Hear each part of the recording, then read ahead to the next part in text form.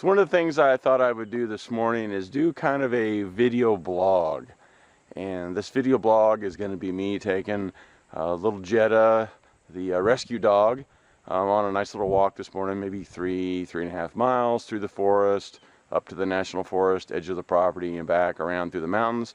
And one of the reasons I really enjoy doing that is it gives me an opportunity just to be outside. I love the outdoors, give the dog some exercise. This time of year it's crisp and cool this morning, it's beautiful out, the sun's out, but also give me a chance to do a little bit of recon along the way, just see kind of what animals are running around, look for tracks, look for scat, just look for a variety of things with the season coming up. So I thought I'd take you on my little walk this morning, kind of show you some things that I see along the way, and also I thought I'd answer a few questions that have been sent to me over the last week or so about some certain things about trapping and certain questions that have come up. So let's go do a little walk this morning. So here I am this morning out on a little walk with the dog. It's about 35 degrees here this morning in the Ozarks. Beautiful sunny fall morning. And we're at this little intersection. I've showed this on another video before. It's kind of maybe a quarter to half mile from the back of my house. We've got an intersection this way that goes down into a farmer's field. That road right there that Jetta's standing on goes up to my house. This road here goes up into a food plot. And then this road right here goes farther up the mountain to another food plot, across the top of the mountain to 2 more food plots. And the road goes on for another couple miles. And so Jetta and I will go on a nice little 2 to 3 mile walk this morning, just getting some exercise in. But while I'm out doing these things, you know, one of the reasons that I do trap is just because I love the outdoors so much and enjoy spending time outside. So here I'm looking in the mud through here. There's coyote tracks. There's coyote tracks down here. There's raccoon tracks because there's a little wet spring that runs down through here. There's a cat track in here. Gives me a great opportunity just to kind of see what's moving without necessarily having to set up game cameras at every intersection. But this is obviously a hot spot, and every year I catch a lot of critters here, and I'll continue to do so in a few weeks when the season starts. But it's a great way to do some recon, out getting some exercise, walking the dog, just checking out what's going on in the area. Okay, so here we are on top of the mountain from the last little shot that I did down there at the 4-way intersection. It's probably, I don't know, maybe a half mile to walk up to get to the very, very top of here. There's a big alfalfa field right here that's been cut. And then there's a little farm road that runs along the edge of the trees that goes down into a deep ravine. And then the farm road continues on down into the forest, over a little hump, then back down a pretty steep hill and around, and then opening up into a big field that I'll show you here in a second. So this is another excellent spot, catching these animals running this little field right here. They run the little field, run up the little the road here, down the little road and into this field where they're looking for mice and doves and rabbits and a variety of things, which brings us to another reason that I trap, and that is because I love animals, to help nature and help the environment. Here in the Ozarks, man eradicated wolves long ago. Coyotes who are not native to the Ozarks migrated here from the west and have basically gone unchecked, and now are just running roughshod over everything. They have really hurt the deer and turkey populations where I live. They've devastated the red fox population. There's really basically no more red fox in the area.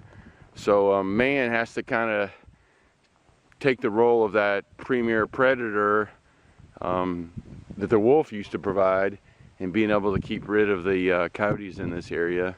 I don't like killing any animal. I only harvest animals for food. I'm not going to hunt a deer unless I'm going to eat it. I'm not going to kill a turkey unless I'm going to eat it. And I'm not going to harvest fur unless I'm going to use the fur and really, respect that animal and use it accordingly. And that I have a purpose in mind, that in order for harvesting those animals, I'm consequently basically helping other populations of animals and trying to keep that particular population in check as well. The as the increase in coyotes here, we've seen an increase in mange, you've seen an increase in other diseases, and so it helps out all the populations to just have a fair and humane harvest of certain animals. So as we're continuing our little hike with Jetta, you can see right here is another good intersection as we're now heading down. You can't really see, but you're going to see here in a second, there's a big open field down there where there's a food plot. So right here is where we came from. We came from the alfalfa field. We're now working our way down the other side of the mountain, down this road. It goes into this old trail. You can see there's a little faint old trail there of an old logging road. And then as the road continues farther down, there's this little road that dumps into this small little field. It's not a big field, just maybe a 2 or 3 acre little hay field that's been mowed, that overlooks the valley down below with the big creek down below. So here you've got this old trail, the main road that comes down through here, this little field with this little field road that dumps in here, and then the other road that keeps going further. This would be an excellent place to put some sets in, maybe a flat set and a dirt hole set. As all the intersections come together, you're going to get a variety of animals using these intersections. Probably pick up a couple coons here without really wanting to, but you're definitely going to pick up coyotes, bobcats, and gray fox would be all good options right here. And as we go down a little bit further on the trail here,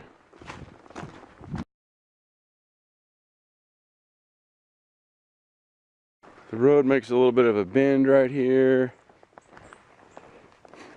You can see there's some deer tracks running through here. But the other day when I was walking down through here, I noticed some bobcat scat right here on this little, where this little corner is. You got the fence over here. You got another old fence right here, another old deer trail that runs down through here. And right here in this little section, some bobcat scat. I don't see it now. I was gonna show it to you. That probably been run over a few times by tractor and stuff. And here is a turkey feather that's laying on the ground. You can see that old deer trail that runs down through there. And you can see some of the brush and stuff that's piled up here where they put this little road in. So there's all kinds of critters, little feed animals down through here. I've seen several chipmunks this morning run along this road. So an excellent road for hunting predators. Another excellent spot to put a set right here in this corner.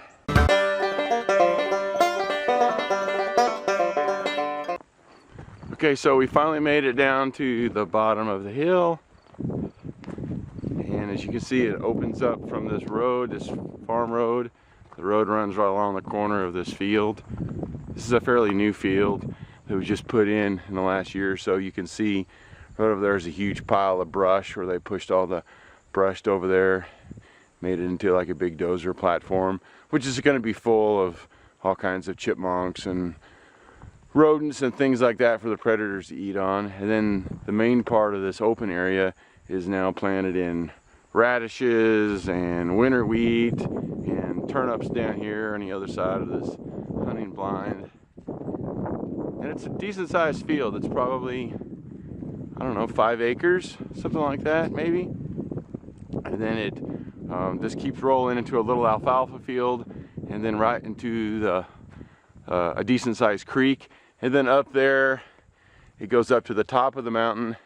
It's like a cedar forest area, and then hardwood on top, and then everything on the other side of that is all national forest, and everything on the other side of the creek going up the next mountain over is all national forest. And there's really very little way to get in there, so it's pretty much just open to this side as far as trapping and hunting and things like that go. So this is an excellent spot to trap for some predators. There's an old road that goes up there on up to the top of the mountain. There's another old road that goes down there. Then this little field road runs around the outside. So all those little intersections would be great. This is a great place for some cat trapping in here. On these edges near the forest, put some flagging and stuff in, and that way the cats can see it from all over. in this big field and be attracted to it. Great place for coyotes and gray fox. Just going to be an excellent place to trap this trapping season.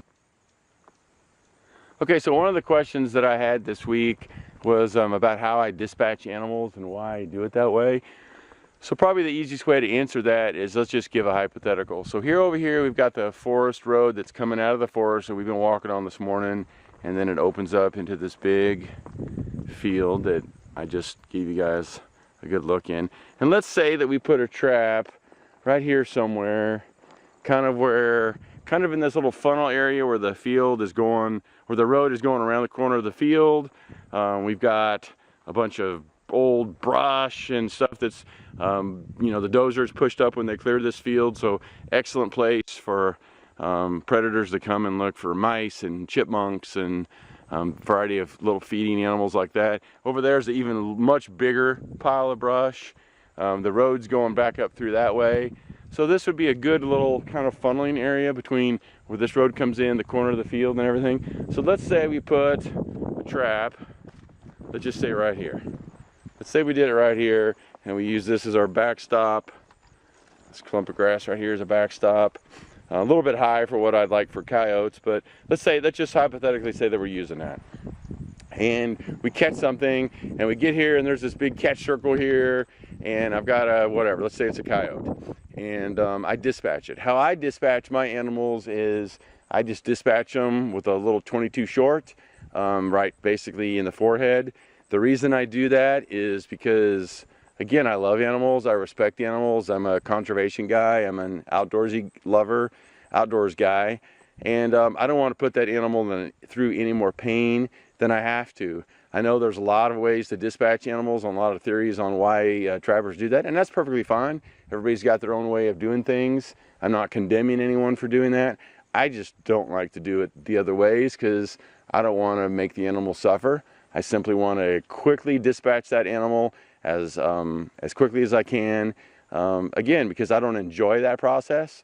In fact, people make fun of me sometimes because I normally will say a little prayer for the animal and thank the animal for you know, basically giving up its life.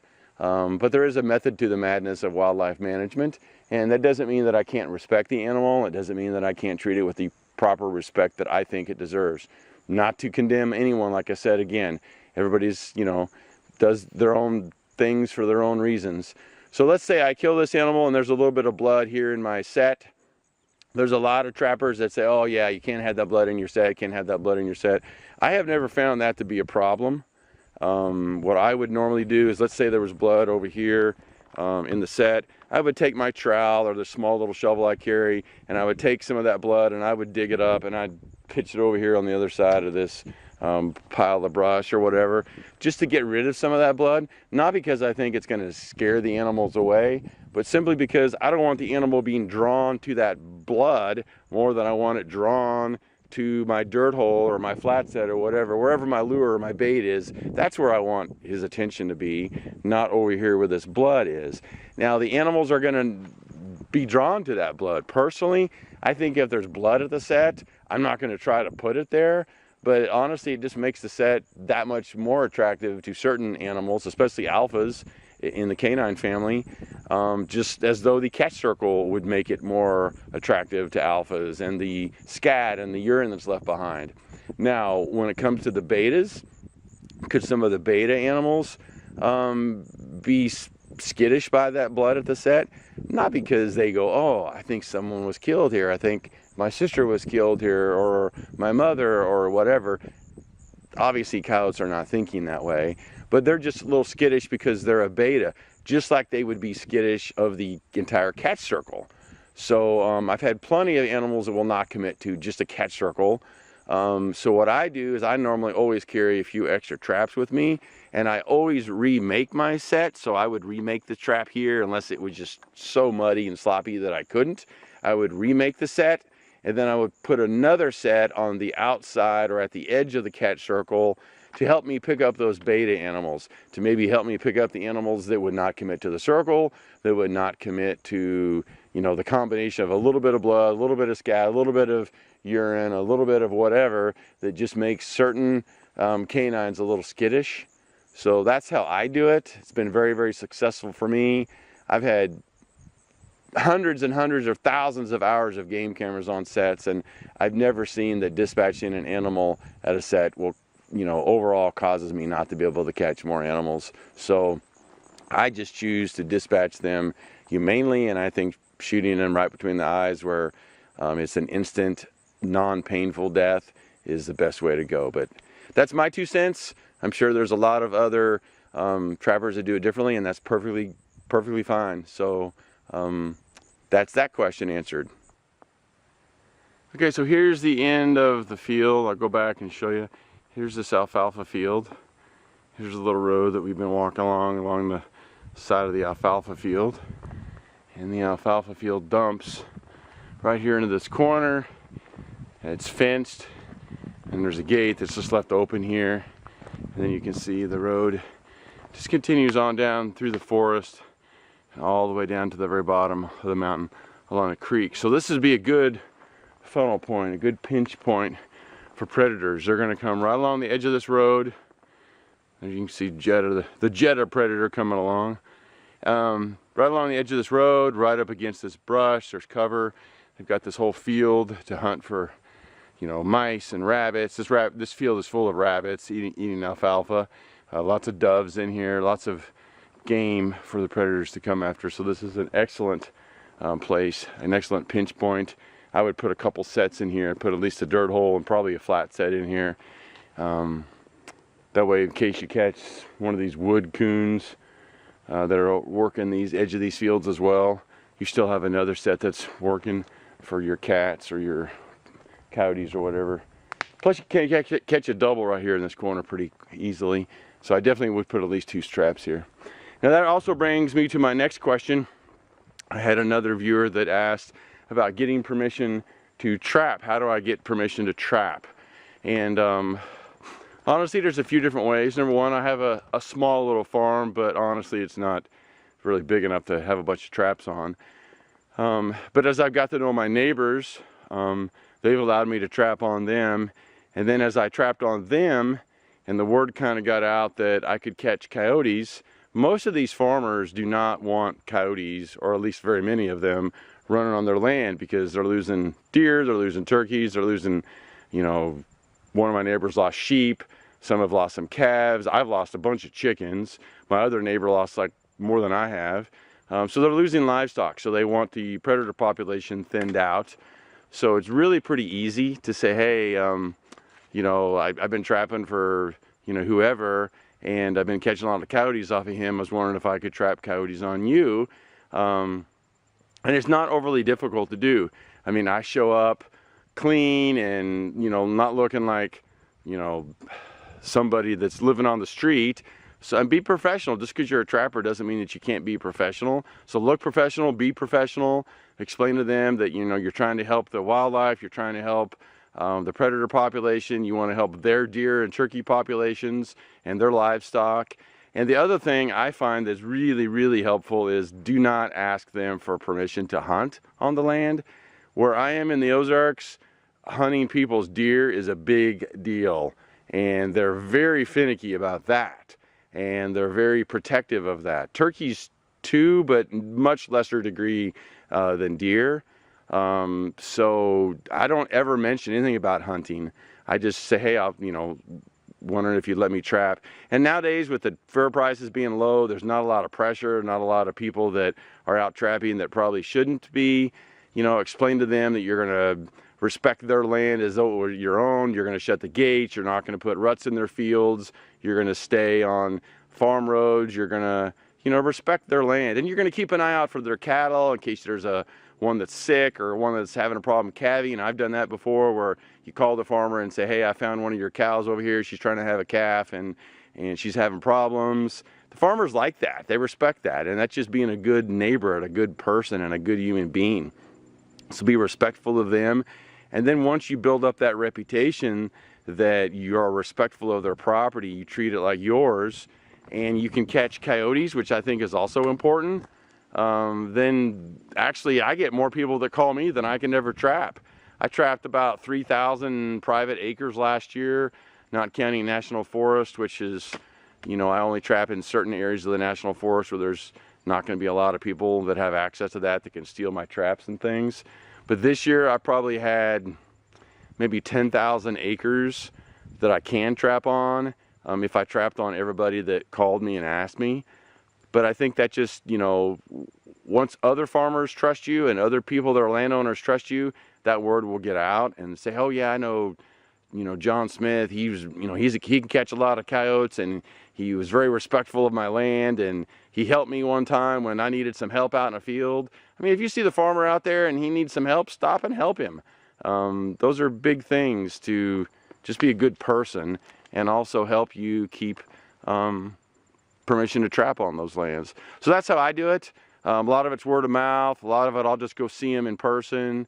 If there's a specific area that I want to trap, I'll go see them in person and just you know, explain the situation to them. Plus explain to them that, you know, you're not doing this to get rich. You're not going to make a bunch of money trapping. If anything, you're hoping to break even most of the time. But it's not, I've not found it that's difficult. Just don't ask them to deer hunt on their land.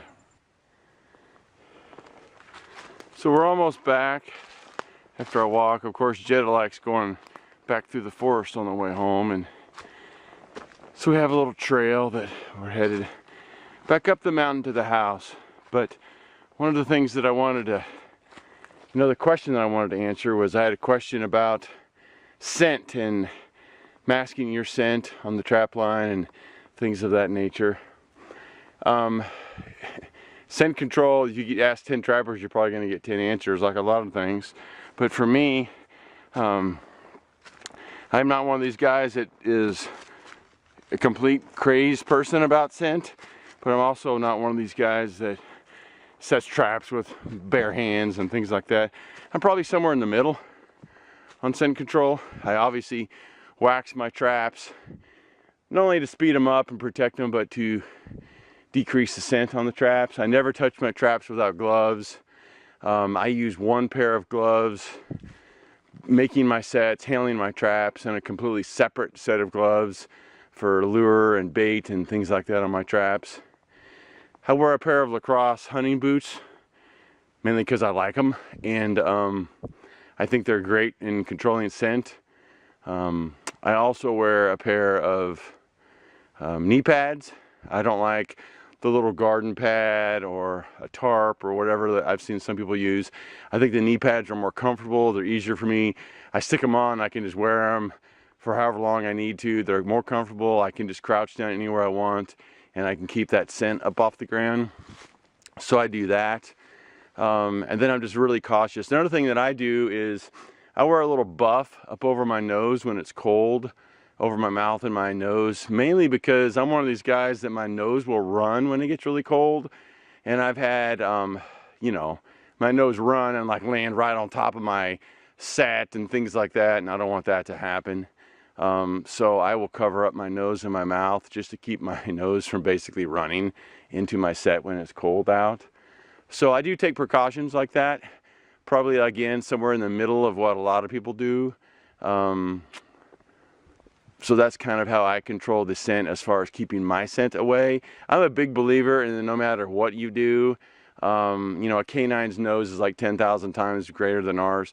No matter what you do, that animal's going to know you're there. Do I think it helps a little bit to keep your scent mostly away? Sure, but they're still going to know. They're still going to be weary. They're still going to, you know, be doing things like that. So that's especially for canines. For other animals like coons, and you know, if you're trying to catch coons and possums and skunks and even cats, I don't think they really care about scent so much, obviously. But for canines, I think it's a little bit more important. So that's how I do the scent when it comes to keeping my scent off. And then I think making sure that you are using the proper scents, you know, to attract those canines, the proper types lures, the proper type baits, urines, a multitude of different scents to provide to them. I will use at least 2 lures plus a bait plus urine, probably at most sets, sometimes more. I'm a big believer in that canines smell in layers, and I heard it explained once in a video that if I was going to smell a cheeseburger, I smell a cheeseburger, but a canine smells the bun and the meat and the lettuce and the mustard and the ketchup and the pickle and the onion, and they smell it all in layers. I'm a big believer in that from what research I've done on canines.